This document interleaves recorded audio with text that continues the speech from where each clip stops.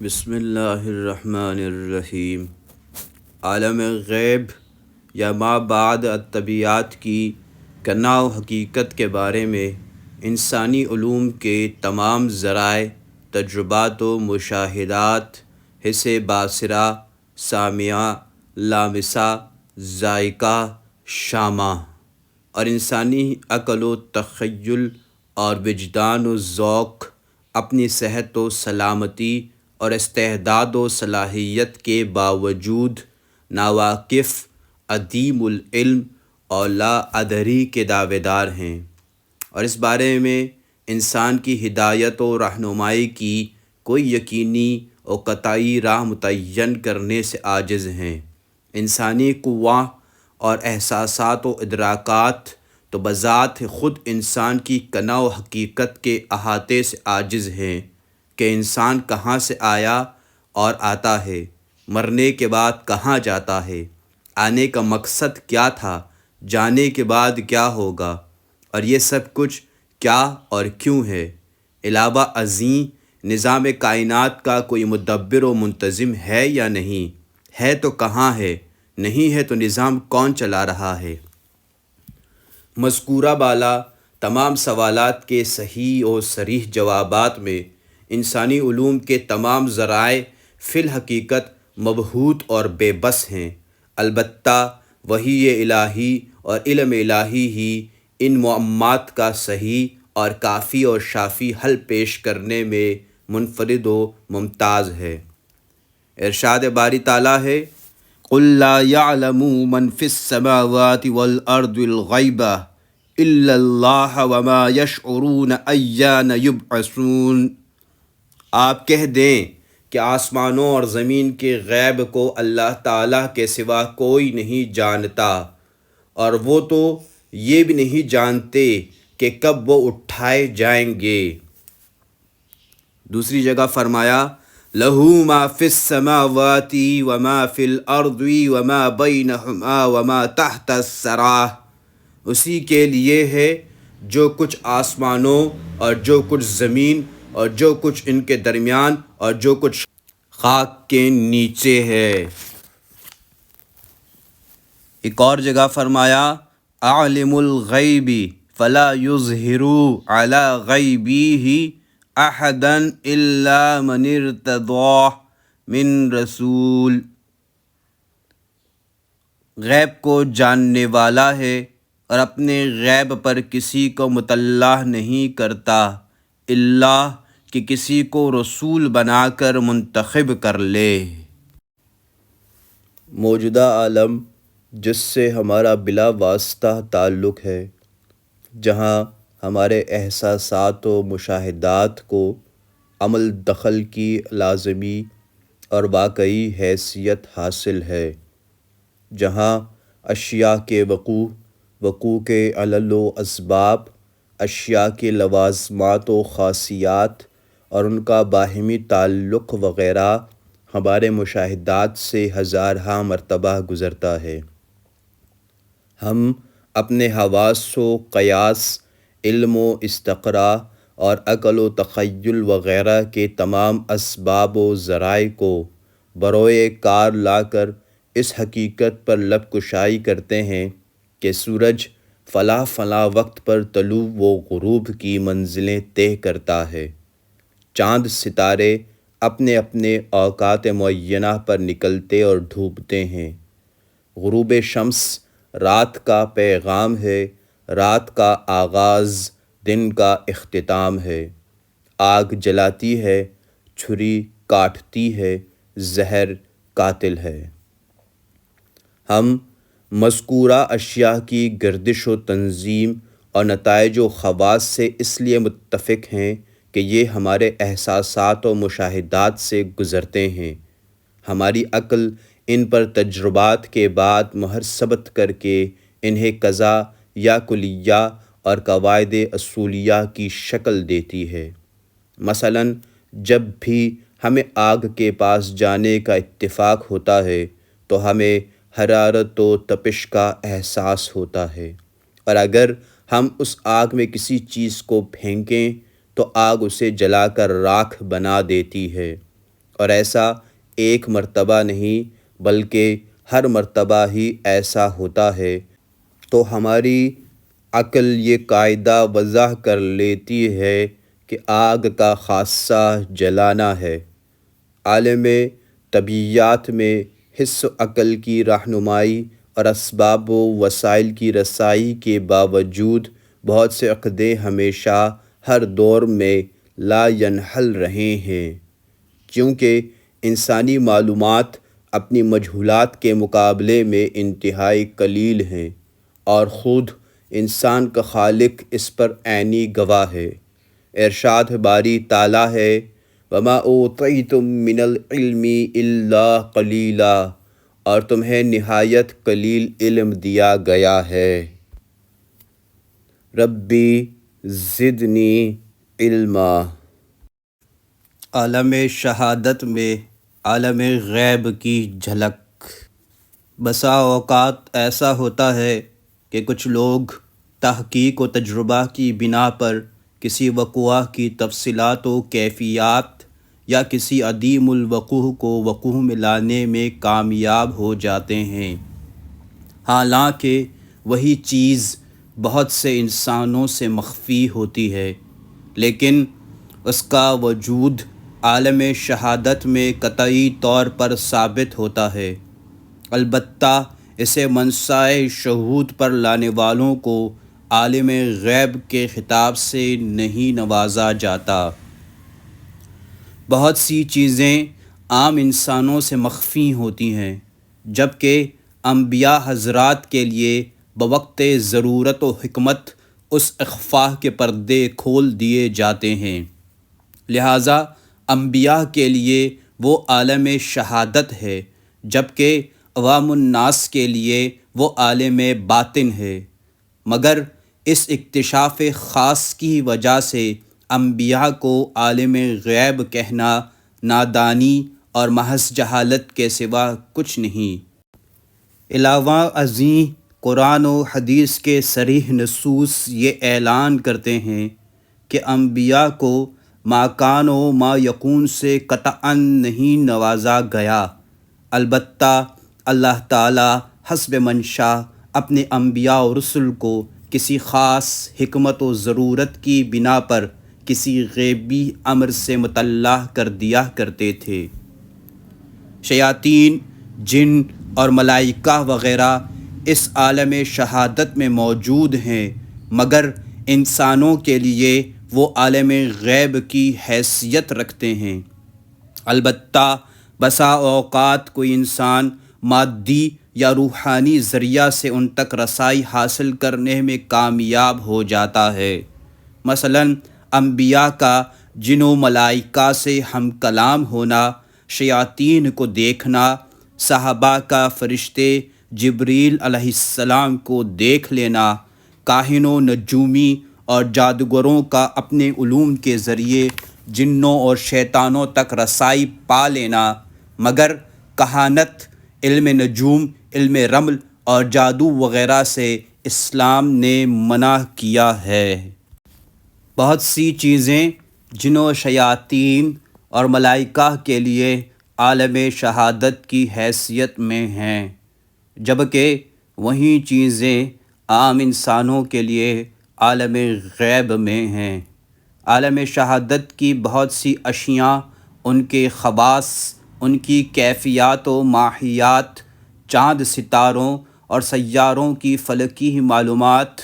پانی، تیل، gas, petrol, سونا، چاندی اور جواہرات جیسی معدنیات تک رسائی، اور نت نئی زمینی معلومات، دریاؤں اور سمندروں کے پانیوں کی مخلوقات، نئے علاقوں اور ملکوں کی دریافت، جغرافیائی تقسیمات، ماں کے پیٹ میں بچے سے متعلقہ معلومات، بارش کے وقوع یا عدم نزول کے امکانات، زلزلے، سیلاب، آندھی و طوفان وغیرہ کے خدشات، آلات جراحی کے ذریعے جسم انسانی کی اندرونی معلومات وغیرہ عجوبہ روزگار ہیں، جو مرور زمانہ کے ساتھ ترقی کے تدریجی مراحل اور ارتقاء کی ابتدائی منازل طے کر کے حال ہی میں بڑی سرعت کے ساتھ منصۂ شہود پر ظاہر ہوئے ہیں۔ حالانکہ انسانی تاریخ کے گھڑیال کی سوئیاں اگر 1-2 صدی پیچھے گھما دیں تو یہ سب کچھ عالم غیب کی فہرست میں شامل کرنا ناگزیر ہوگا، مگر اب انہی چیزوں کو عالم شہادت میں شمار کرنا حتمی ہونے کا متقاضی ہے، مگر یہ امکان رد نہیں کیا جا سکتا کہ آنے والا وقت اور تحقیقات جدیدہ حالیہ وقت اور تحقیقات موجودہ میں مزید اضافہ و ترامیم ضرور کرے گا۔ انسان جن اسباب و ذرائع سے علم حاصل کرتا ہے انہیں بنیادی طور پر 3 اقسام میں منقسم کیا جا سکتا ہے، البتہ وہی اس کے سوا ہے۔ 1 حواس و مشاہدہ، 2 عقل و تخیل، 3 ذوق وجدان۔ انسانی ذرائع علوم کا ایک بہت بڑا ذریعہ انسان کے حواس خمسہ ہیں، جن کے ذریعے انسان بڑے یقین، وثوق اور اعتماد سے موجودات کا علم حاصل کرتا ہے اور مجہولات تک رسائی پاتا ہے۔ حواس کا معاملہ چونکہ فوری، نقدی اور معجل کا سا ہے، اس لیے بنی آدم کا اغلب حصہ ہمیشہ محسوسات و مشاہدات کا پیروکار رہا ہے۔ اسی پر بہت سے لوگوں نے اپنی تہذیب و ثقافت اور تمدن و معاشرت کی عمارتیں استوار کیں، اور آج بھی انسانوں کی بہت بڑی تعداد پرفریب ذریعے سے اس کی پرستار و گرویدہ بنی بیٹھی ہے۔ ان حواس میں حس سامعہ، حس باصرہ، حس شامہ، حس لامسہ اور حس ذائقہ شامل ہیں، جنہیں حواس خمسہ ظاہرہ سے موسوم کیا جاتا ہے۔ ان کے علاوہ بھی اللہ تعالیٰ نے انسان کو بے شمار دماغی قوتیں ودیت فرما رکھی ہیں، جنہیں متکلمین و فلاسفہ نے 5 حصوں میں تقسیم کر کے حواس خمسہ باطنہ کی اصطلاح سے موسوم کیا ہے، جن کی تفہیم کچھ یوں ہے کہ حواس خمسہ ظاہرہ عالم شہادت کی جن چیزوں کا تدارک کرتے ہیں ان سب کی اطلاعات دماغ کو بہم پہنچاتے ہیں، اور مذکورہ حواس کا مجموعہ انسانی دماغ میں ایک مرکز قائم کر لیتا ہے۔ اسے ہی حس مشترک سے موسوم کیا جاتا ہے۔ اس مرکز میں ایک ایسی قوت موجود ہوتی ہے جو حواس خمسہ سے موصول ہونے والی تمام معلومات میں ربط و اتصال پیدا کرتی ہے، اور ہاتھ، زبان، آنکھ، کان اور ناک کے ذریعے موصول ہونے والی معلومات ربط و اتصال کی بدولت ایک بامعنی خبر کی شکل اختیار کر لیتی ہے۔ اس قوت کا نام خیال ہے، جس کے ذریعے انسان ان صورتوں کو سمجھتا ہے جن میں مادے کی صفات یعنی شکل، رنگ اور مقدار موجود ہیں، اگرچہ مادہ مفقود ہوتا ہے۔ انسان کے حواس خمسہ در حقیقت نہایت محدود یا بالآخر محدود ہیں، یعنی ایک حد ایسی آتی ہے جہاں یہ حواس تعطل کا شکار ہو کر معلومات مہیا کرنے سے عاجزی کی صدا لگانا شروع کر دیتے ہیں۔ بشکل دیگر یوں بھی کہا جا سکتا ہے کہ انسان کے حواس خود انسان کی ذات اور متصل موجودات سے کام شروع کرتے ہیں، اور جیسے جیسے موجودات میں فاصلہ بڑھتا ہے انسان کے حواس کی کارکردگی متاثر ہونا شروع ہو جاتی ہے۔ سماعت و بصارت اور دوسرے حواس کمیت و کیفیت کی ترکیب میں ماند ہونے لگتے ہیں۔ جوں جوں مرئیات ہماری بصارت سے دور ہوتی ہیں تو ان کا حجم گھٹنے لگتا ہے اور بالآخر وہ ہماری نگاہوں سے اوجھل ہو جاتی ہیں۔ جیسے جیسے ہماری سماعت مسموعات سے بعید ہوتی جاتی ہے، ویسے ویسے اصوات ہماری سماعت میں کمزور سے کمزور ہوتے ہوئے وجود کھو بیٹھتی ہیں۔ یہی حال قوت شامہ کا ہوتا ہے کہ جتنا انسان کسی چیز کے قریب ہوگا اتنا ہی اس کی قوت شامہ کام تیز کرے گی، مگر اس کے برعکس قوت شامہ اس وقت متاثر ہونے کی متقاضی ہوگی جب انسان مشموم سے دور ہوتا جائے گا۔ علاوہ ازیں قوت شامہ سامعہ اور باصرہ کے مقابلے میں خاصی ضعیف و ناتواں ہے، جبکہ قوت ذائقہ اور لامسہ تو اس میدان میں چاروں شانے چت ہے، کیونکہ یہ اس وقت رول ادا کرتی ہیں جب مطلوبہ چیز زبان یا ہاتھ کی پہنچ میں ہو، بصورت دیگر یہ دونوں قوتیں زمین بوس ہو جاتی ہیں۔ عقل و تخیل کو فلاسفہ نے اپنا بنیادی آلہ اور ہتھیار بنا کر استعمال کیا اور اس سے اپنا معیار و میزان مقرر کر لیا کہ جو کچھ اس پر مناسب اور پورا اترے کھرا ہے، اور جسے عقل انسانی مسترد کر دے وہ کھوٹا ہے۔ بلا شبہ عقل کی اہمیت مسلم ہے، لیکن عقل انسانی اول تو محسوسات و مشاہدات کی محتاج ہے، اور پھر یہ زمان و مکان میں مقید و مجبور ہے، اور اس زمان و مکان یعنی عالم شہادت سے ماورا عقل بھی متحیر اور مبہوت ہے۔ ذوق وجدان کو صوفیاء نے اپنا بنیادی آلہ بنا کر استعمال کیا، جو حواس و مشاہدہ اور عقل و تخیل سے بالکل جدا اور غیر مادی ذریعہ علم ہے، یعنی وہ کشف و الہام جو انسان کو روحانی طور پر عطا کیا جائے وہی معیار ہے، ہر چیز اسی پر پرکھی جائے گی۔ جسے انسانی ذوق وجدان تسلیم کرے وہ معتبر ہے، بصورت دیگر اسے رد کر دیا جائے گا۔ گزشتہ بحث سے ثابت ہو چکا ہے کہ انسانی حواس محدود ہونے کے علاوہ اتنے ضعیف، عاجز اور تھکے ماندہ ہیں کہ وہ بہر صورت اپنی حدود سے تجاوز نہیں کر سکتے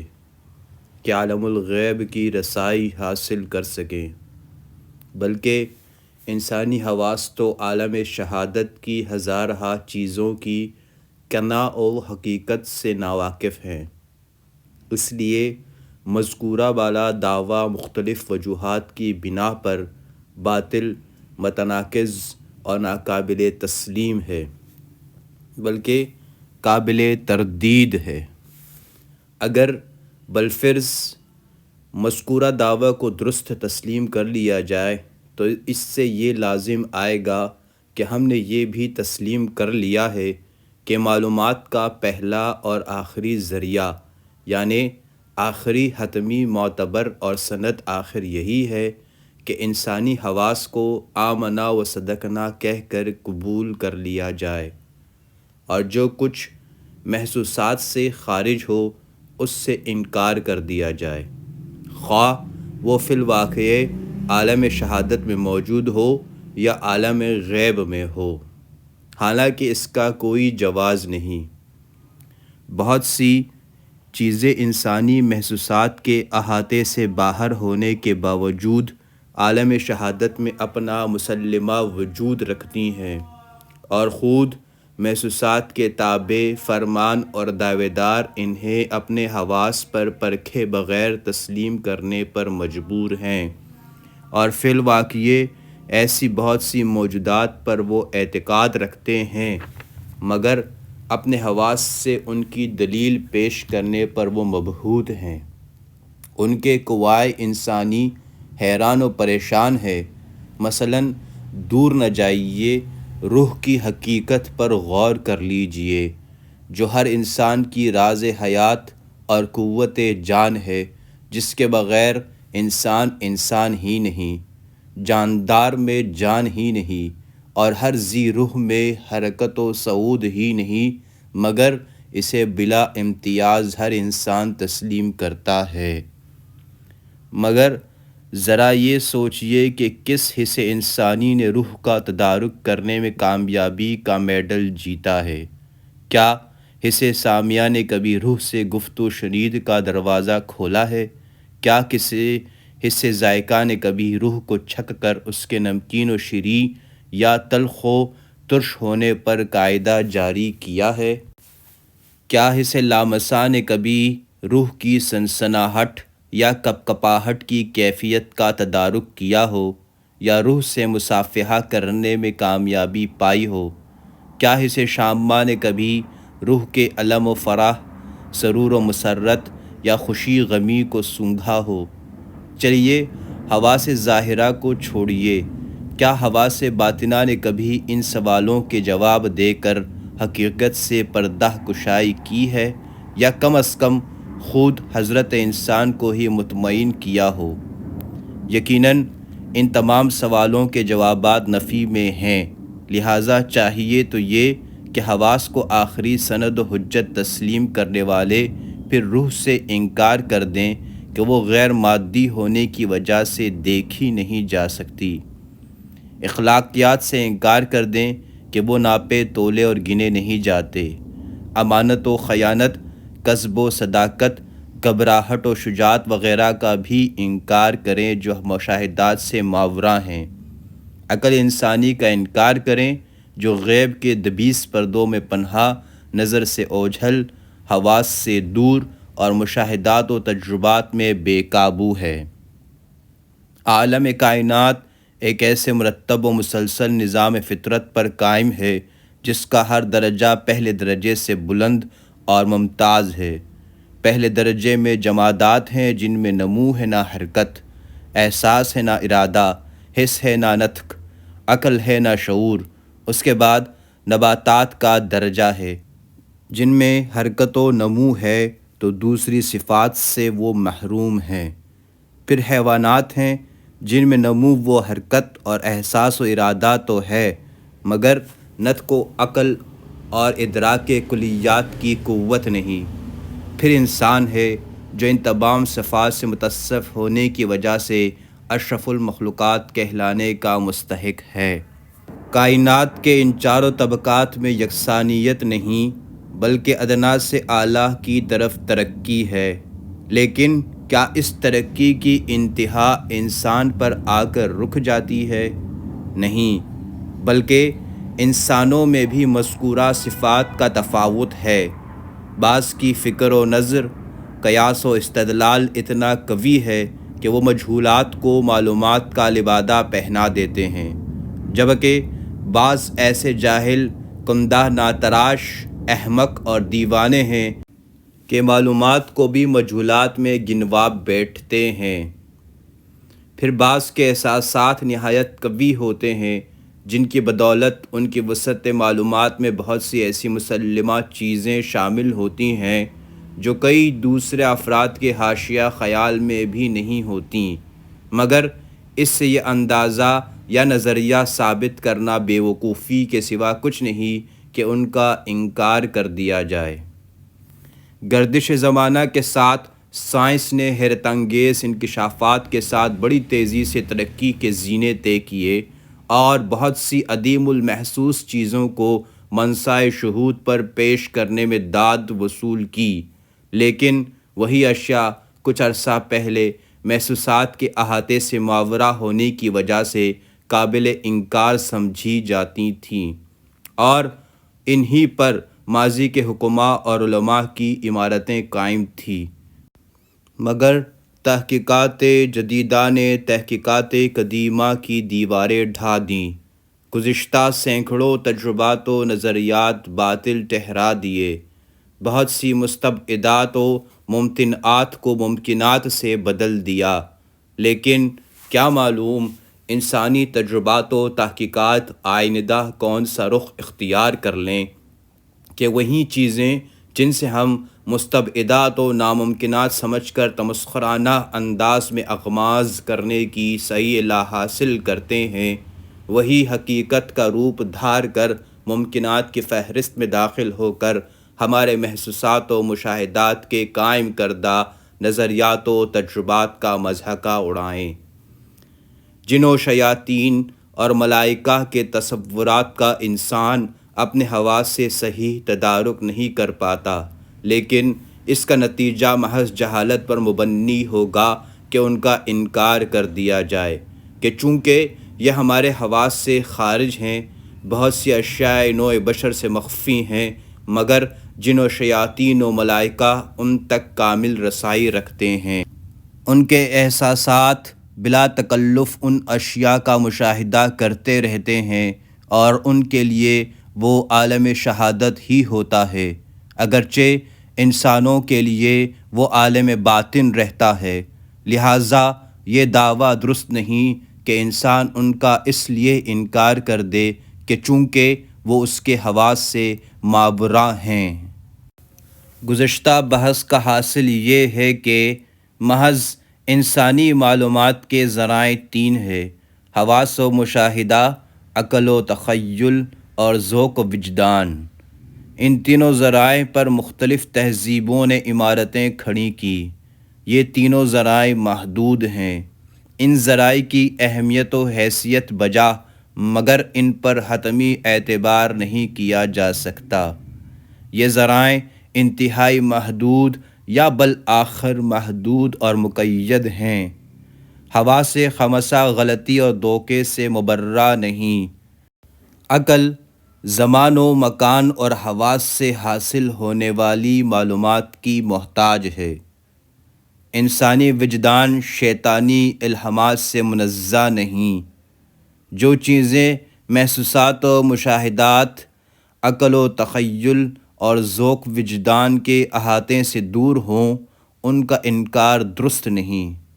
انسان کسی ایسے ذریعہ علم کا محتاج ہے جو ہر طرح کی غلطی، دھوکے اور نقص و جہالت سے محفوظ ہو،